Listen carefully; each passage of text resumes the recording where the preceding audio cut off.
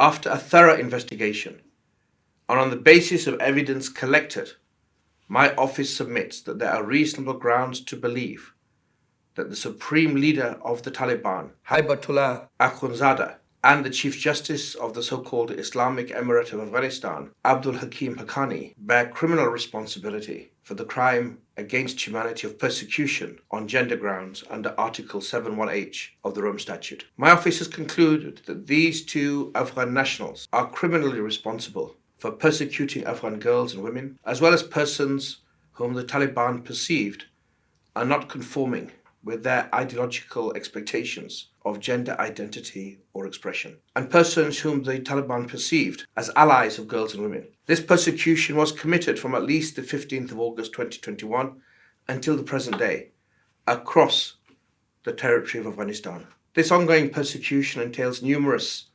severe deprivations of victims' fundamental rights, contrary to international law, including the right to physical integrity and autonomy, to free movement and free expression, to education, to private and family life, and to free assembly. Perceived resistance or opposition to the Taliban was and is brutally repressed through the commission of crimes including murder, imprisonment, torture, rape, and other forms of sexual violence, enforced disappearance, and other inhumane acts. These are the first applications for arrest warrants in the situation in Afghanistan. My office will file further applications for other senior members of the Taliban soon. These applications recognize that Afghan women and girls, as well as the lgbtqi plus community, are facing an unprecedented, unconscionable, and ongoing persecution by the Taliban.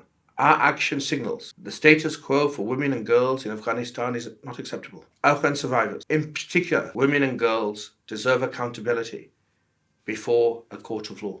My office further submits that the Taliban's interpretation of Sharia should not and may not be used to justify the deprivation of fundamental human rights. Afghan victims and survivors have suffered injustice for too long. We remain unwavering in our commitment to ensure that they are not forgotten, and to demonstrate through our work, through the effective and impartial application of international law, that all lives have equal value.